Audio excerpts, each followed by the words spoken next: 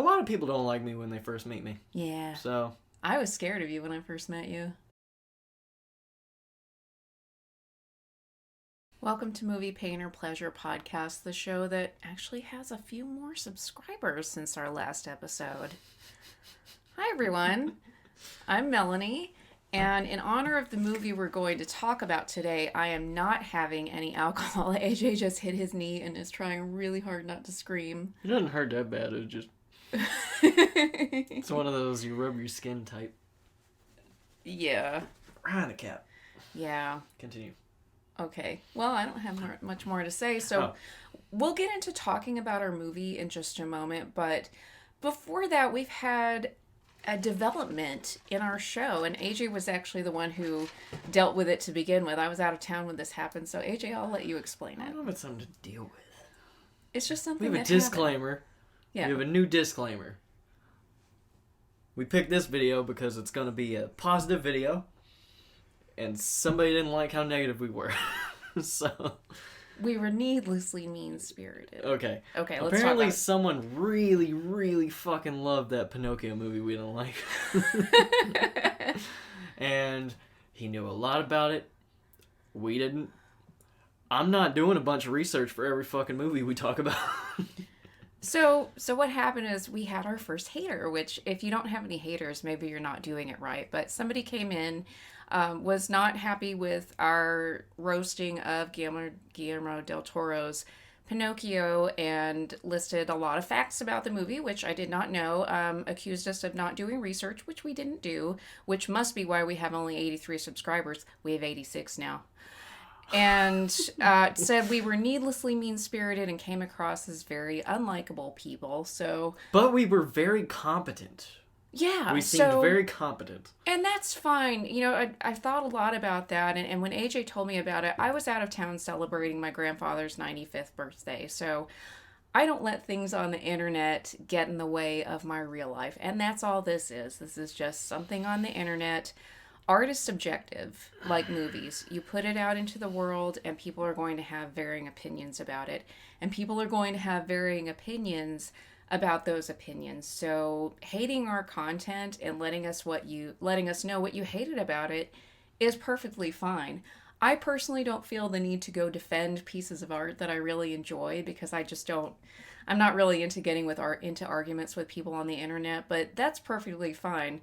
It doesn't hurt my feelings. Another thing, though, is he thought we were claiming to be movie reviewers. We ain't. We're not movie reviewers. I said it in our first episode when we talked about Cruella. We're just two assholes who love to watch movies. And I started this as a project when I was in a deep, horrible depression in 2021. I just wanted something fun to do. So this is a hobby, just like... The exercise that we did this morning was a hobby, just like going to shoot some games of 8-ball is a hobby. So I'm not trying to make money here. If we ever do, great, but I make plenty of money elsewhere. Okay, moral of today's episode, but not movie. Movie, I guess, has a moral? I don't know. Do shit you like even if you're bad at it. Fuck people that think you gotta be good at something to do it. Yeah. And if you I've run into that recently, and I don't like that type of shit. And if you hate our content and feel the need to tell us, that's fine. And if and not, share it with people that are also going to be mad about it. I would love it if someone would hate watch us. We hate watch movies, and I hate watch some content creators. So if you want to hate us, that's fine. If you like us, that's good too. We actually got 3 more subscribers after that comment came up. So we're walking on air. Yeah, we're not going to do our research. There are movie reviewers out there who are really good. AJ mentioned some in his comment. Yeah, I told this dude that it was all totally cool. Yeah, no meanness back and forth. No animosity. Just, if you want people that know what they're talking about, they're in the field, you watch Chris Stuckman for just straight up reviews. He's an enjoyable guy, and he's also making a movie. Or you watch Nick DeRamio. He's fucking hilarious, and he went to film school. He's worked on, the background stuff of film. So, man, you want to know stuff we don't know? Because we don't know what you don't know? Go watch them. We never claim to be experts. We are hobbyists. We love watching movies. We like to talk about them to each other, and we like to talk about them to you. And we got dumbass opinions. I don't care. We do. Yeah, we're dumbass. We're. I don't know about the unlike. I don't really care whether I'm likable or not. I hate most of humanity, so if the feeling's mutual, then I probably shouldn't be surprised. A lot of people don't like me when they first meet me. Yeah. So I was scared of you when I first met you. Okay, anyway, let's talk about... Now we're going to talk about a movie we really, really, really fucking like. Yeah, this movie's awesome. And if you've paid attention to our show and you followed us long enough, you might be surprised. The movie we're talking about is called Where Hope Grows. It is a 2015 Christian movie. Mm-hmm. This is the best Christian movie I've ever seen. And I have gone into hate watching a lot of Christian movies. Passion of the Christ is nothing compared to this. Except Jesus was really hot in that. Trash. Jesus was hot in Passion of the Christ. He doesn't need to be attractive. You bet. Come on, Jesus was He was probably still hot. A white guy. No, well, he wasn't really a white guy, but he was... Whatever, he looked like a white guy. He looked like white Jesus. He was played by a white guy. But I bet real Oh, life... yeah, well, that's what I meant. The guy playing Jesus was still just a white dude. Yeah, that's some bullshit. But you should have got a real, Israeli or something. Real life Jesus probably hot. That... Built like He'd definitely be shredded. Built like those Israeli soldiers. He'd be shredded. As Jiminy Cricket would say, That's what I have to say about Jesus. Okay, so Where Hope Grows is from a little production company. I'm already going to hell. I'll say what I want. By Godspeed Pictures. And it stars William Zabka. And not the main character, but the main character's best friend. Billy Zabka. Billy Zabka is what he went by at the time. And this was probably about a year before season 1 of Cobra Kai showed up on YouTube Red, which we watched a pirated version of it, and things took off with Cobra Kai from there. But we'll talk about his character in a moment. I just kind of want to talk about the setup. She means we bought it from a pirate. We did not pirate a whole season of a show. We've never pirated anything, says the person who downloaded Kazaa. Okay, so it's about a washed-up baseball player played by Christopher Polaha. I can't say his last name, but his name is Calvin. He is in Louisville, Kentucky. He's a single father to a 17-year-old girl, and he's just carrying around a lot of anger, loneliness. He has problems with alcohol, and his best friend happens to be William Zabka playing a lovable, jolly asshole. Okay, this is totally off point. I want to nitpick the phrase problem with alcohol, because it sounds like he bumps into it on the streets like, look here, fucker, yeah, my town. Like he's starting fights with alcohol. Okay, let's just say he's an alcoholic. He's an alcoholic. Which isn't necessarily a problem, I guess, according to some country songs. Yeah. So he goes to the grocery store, and we meet the other main protagonist of the movie, Produce, who is played by David DeSanctis, who is a man with Down syndrome. And never reveals his true name. That's the one thing. We're going to talk about pros and cons of this movie, and we're really nitpicking for cons because we love this movie. It's so good. I don't like that they just kind of reduce him to his nickname. I wish they would say at least at one point, like, oh, my name's Jeremy, but I go by Produce. I made up my own story for that. I decided that he used to have a name tag, but he lost it, but he still has the thing that says what department he works in, so now that's what they call him. Yeah. So do you want to just go through the pros, and we'll kind of talk about we're going to start with cons, because that's right. There's almost none. Okay, so I'll go through the list I have and see if it makes sense. And it's really nitpicky stuff, because this is a really good movie. It's a feel-good movie, and I'll get to my favorite thing of why this is such a good movie at the end. Okay, there's a guy who sings at the bar, and he has that Bryan Adams-y sound to him, and I kind of like Bryan Adams, but I also kind of don't. It sounds really douchey, and it almost sounded like he was doing Christian rock music, which is not good. So that's what it sounded like. Also, the daughter character has valid reasons for being angry with her father, but she's almost too bitchy to be likable. And you want to like this character. She's also a teenage girl whose dad's an alcoholic and mother is, I think, dead. I don't know. I was a bitch when I was a 17-year-old girl, and that's just because I was a 17-year-old girl. So there's one part where her boyfriend is picking on Produce, and she just screams out, "Can't you see he's different?" And I thought, well, I mean, you shouldn't beat up anybody anyway. Yeah, just like he didn't hit him, but he bumped him with his car while he was on his bike. Knocked him off his bike. I mean, I'll allow it if it's a normal kid, or Yeah, hell, even a deaf or blind guy. Fuck it. But don't you dare do that to someone with Down syndrome. Yeah. Like, it's totally cool to do it to normal people. Just don't do it to him. But I'll get to the pros in a minute. They don't do that too much. They don't. That's really the only one. Yeah, that's really the only thing. That's why it made the list. All right, another con is that William Zabka's wife doesn't really seem believable for his character. She seems way too young and pretty. William Zabka is a very handsome man, but for his character's just a jerk, and his wife is very sweet and pretty. Now, I found out his wife is played by Danica McKellar, who was Winnie in the Wonder Years. She's older than me. She's 48 years old. He's 57 years old. So there's really only a 9-year age difference. So she looks damn good for her age. For a movie casting, that's like really really close together. So I can't even say that's a con, because usually the wife or the girlfriend is like 20 years younger. So she looks great for her age. He looks his age. He is a very handsome 50-some-year-old guy. So that was a little weird. His side story needed a little bit more, because like one more scene. There's a big thing that happens to his character at the end. Really, really, really big. And the catalyst is big, but they don't play it up. It just seems like it's very sudden. It is a side story, but also, yeah, it could have had one more scene, because you see the beginning of it, and then you see and then the aftermath. But you don't see, like, the one progression moment. Mm-hmm. That just isn't there. So we've talked about that before with movies that have side stories and things that they wrap it up too fast, or they're like, oh crap, we're at the hour and a half mark, we gotta get through this scene. So in case anyone is watching this actually bothers to watch our videos, the Most Dangerous Game, we said something about that, and now we know. It was originally a TV series, so that's why it was all cliffhangery. They thought maybe they're still planning second season. So we saw the movie version. It was cobbled together like a movie. Mm-hmm. We didn't know. Like that guy, the hater said, we're fucking stupid. We don't do research. We're not stupid. We're just lazy.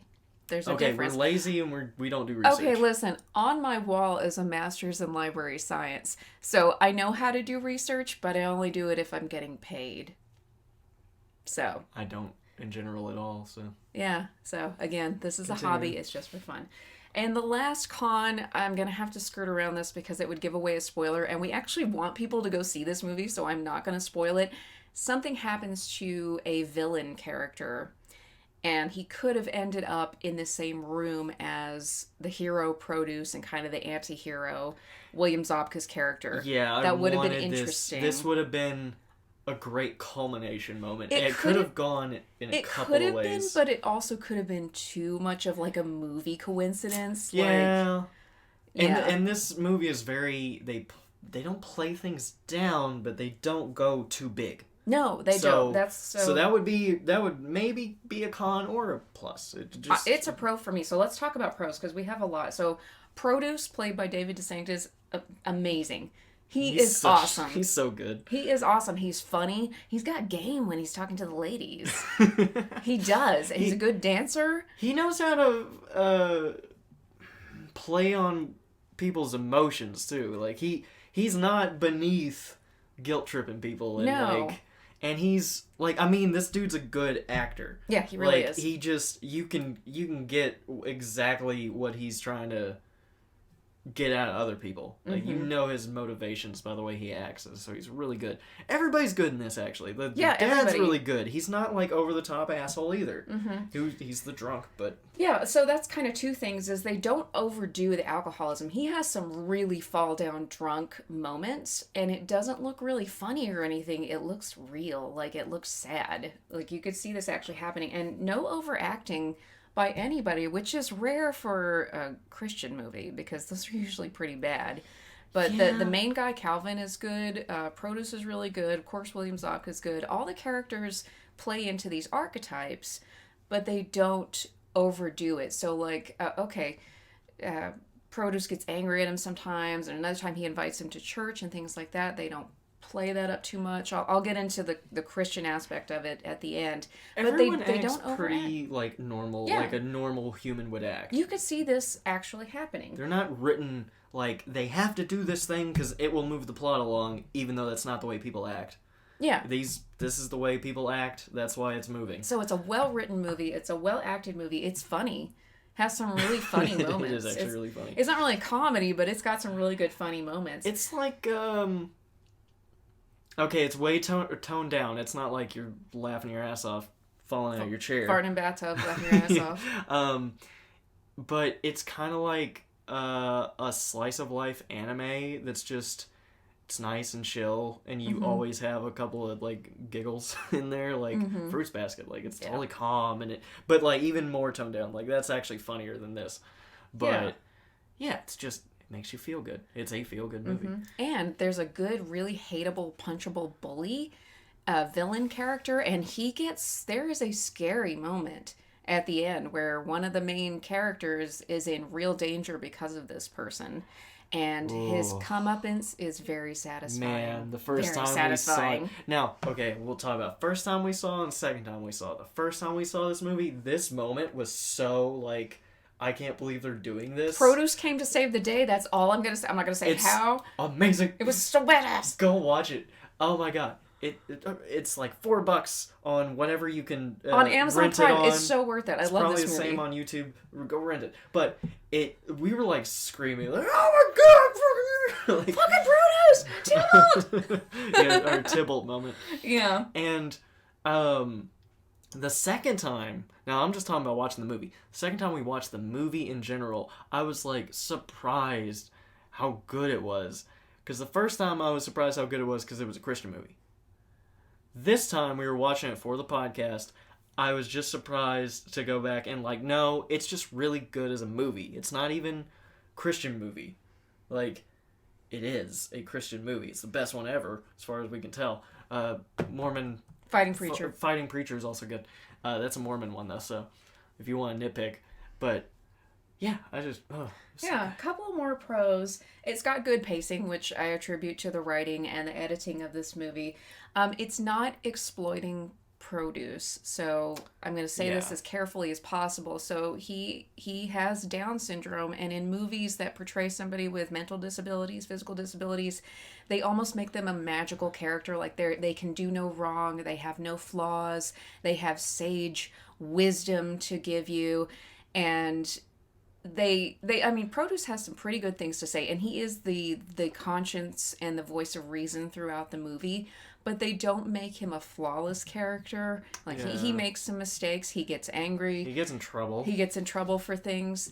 So he's not a flawless character. He's a complex human being, and that's what I really appreciate about this movie. That's what I appreciate about it, is that they take a character who's special needs, but they don't elevate him to this magical, unrealistic type of role. Yeah, I've never really seen that done that well before. He seems to be who this person would be in real life. There's no convoluted anything about it. Yeah. And the way he comes into the main character's life is not convoluted either. It's just like he happens to... It's a small town. Main character happens to run into him. And he's got such a bad time in his life that he just is like attracted to how positive Produce is. And that's it. He's like, I'll just make up a reason to go to the store. And then the next time around, he's like, I'm not even making up a reason now. I just want to go talk. Yeah, then it just builds and builds. There's one really like fucking make you cry moment. Almost. Like, I'm not gonna say what it is, but me. Okay, I'll say this. Produce is like a very... He likes to hug people. He's very nice. He's a hugger. I'm not saying it's a bad thing. I ain't. I don't care for it. But if someone genuinely was that type of person that they hug me, I'd be cool with it. It's fine. And at first, the main character is the same way. He's kind of like, oh, okay, yeah. Thanks, buddy. Get off of me. And when he finally does reciprocate, it's like, it's an amazing moment. Tugs your heartstrings. So I've got, two things. There's a fake out with a death, which is kind of a pro and kind of a con in the way they handle it, because it's like, oh shit, this main character died, and they're like, but it's all okay because the other one's alive. So that was handled so fast at the end. There's I mean, there's really not much else you could do with it at that point. there's like a certain amount of emotional payoff that you have to question, like, should we have gone all the way with this version or the other version that we went with? So I've got two more things. One is a quote, and the other one is the main pro of this movie. So there is a funeral for one of the characters at the end, and the preacher is talking about how we're guaranteed two dates, our birth date and our death date. And he said the dash in the middle is what matters. Life is what you make it. So he said make the dash count. And I really like that. So life is, we're all going to die someday. We don't know when, we don't know how. So you make every day count. You make every day special. So here's my absolute favorite thing about this movie. It does not proselytize at all.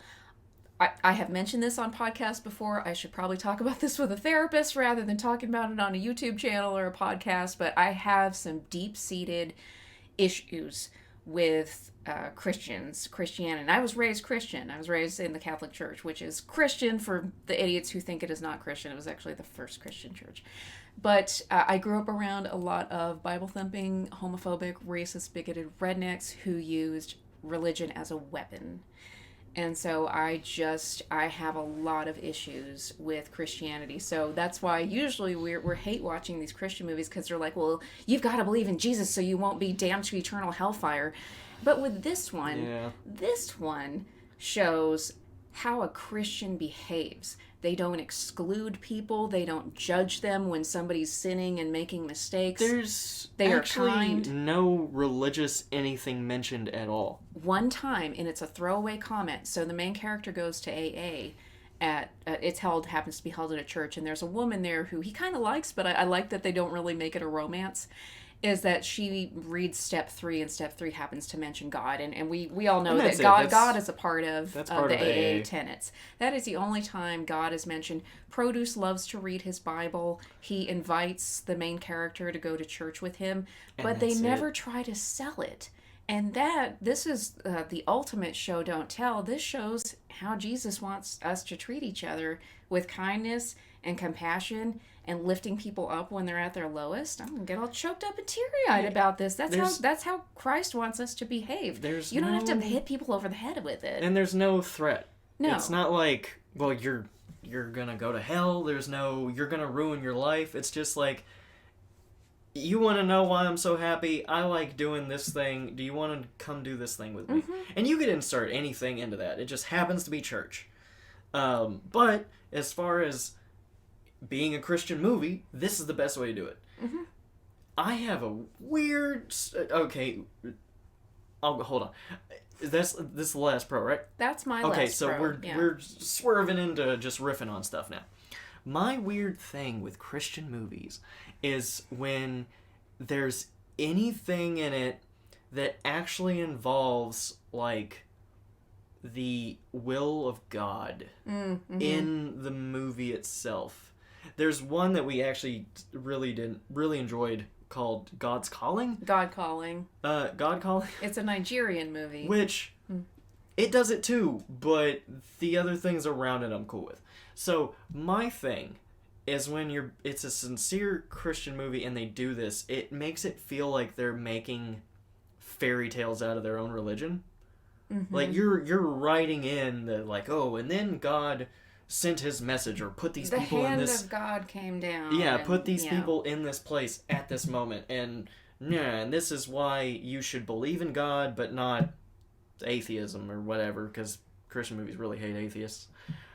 That's weird. That's really weird that you had to make up a scenario to explain your religion and how the alternative sucks. So using a lot of magical realism to show the divine intervention of God. Like, if you're doing that, doesn't that tell you something about your book to begin with?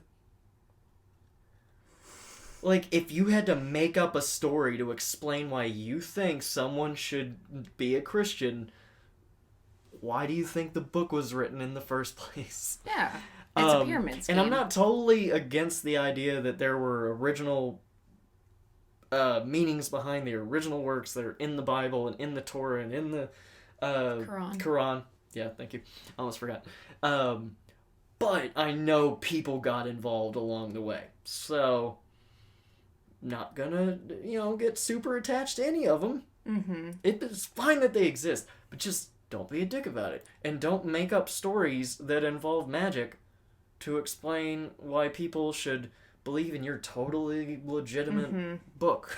So if you want to hear us hate watch a Christian movie with a whole lot of judging going on, go watch our God's Not Dead episode. Oh yeah. The movies are hilarious, but they They're also funny. make me really angry with all the proselytizing, which is why I love Where Hope Grows so much, because it does nothing to proselytize, makes you feel good, and it shows how maybe God plays a role in people's lives, and how church and belief in Jesus, whatever, that makes you feel good, and in turn you treat other people kindly.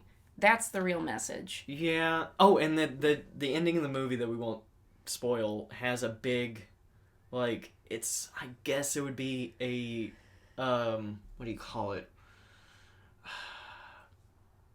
When you make an act for someone. Tribute? Kinda. It's like a religious offering, almost. But it's just for the sake of comfort in a bad time. It's a blood sacrifice? No.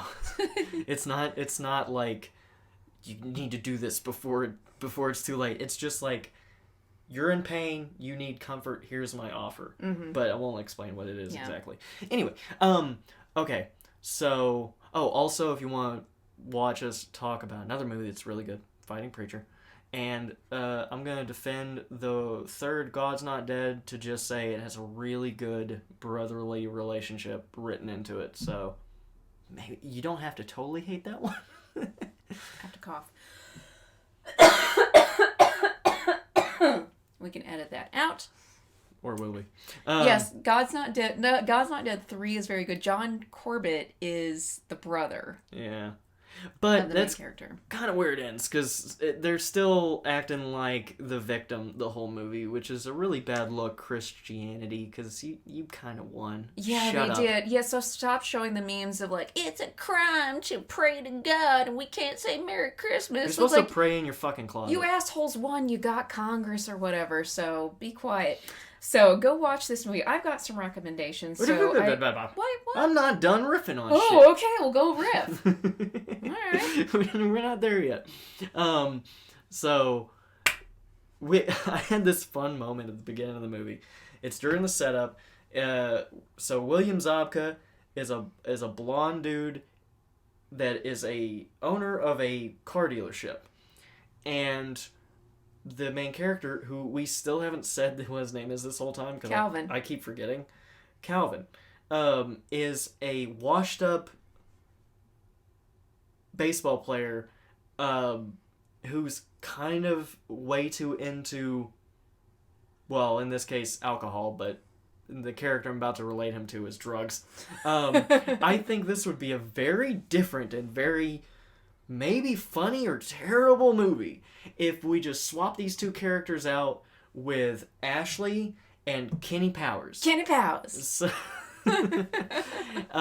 as the driving force. Oh my god, it would be awful. Like, Kenny would say the worst possible shit and have to turn around and learn his lesson during the movie. But it's written almost like perfect as a setup for them. It really would be. Like, yeah. Anyway, that was one idea I had.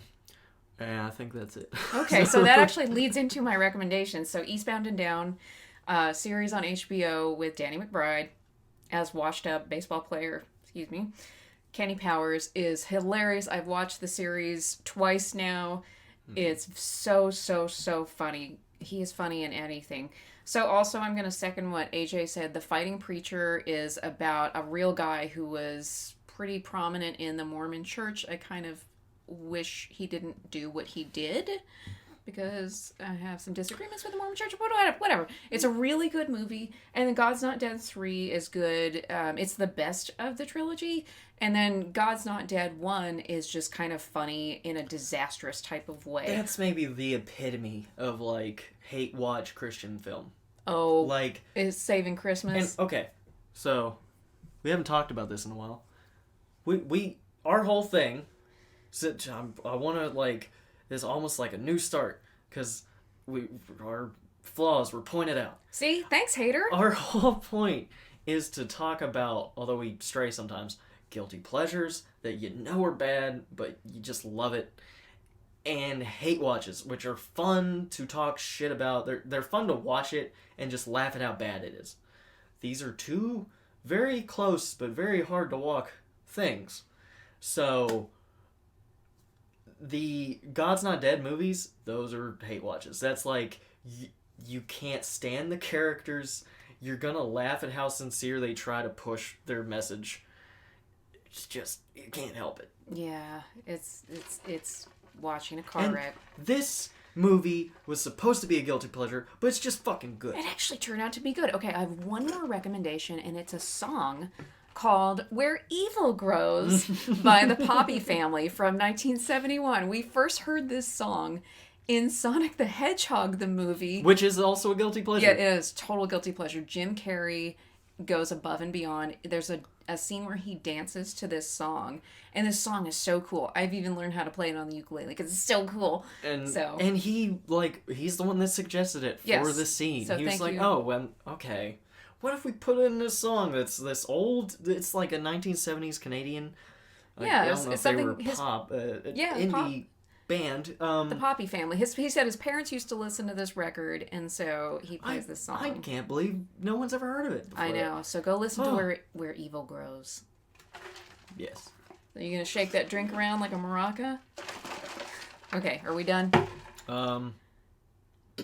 Probably. Wait, don't turn it off yet. I'm just moving stuff. Okay, so if you want to hate watch us, you can go to YouTube, Discord, or Twitch. If you want to hate listen to us, we're on Anchor, Spotify, and iTunes. And if you want to hate follow us, we are on Instagram at Movie Pain or Pleasure Podcast. May the Lord be with you.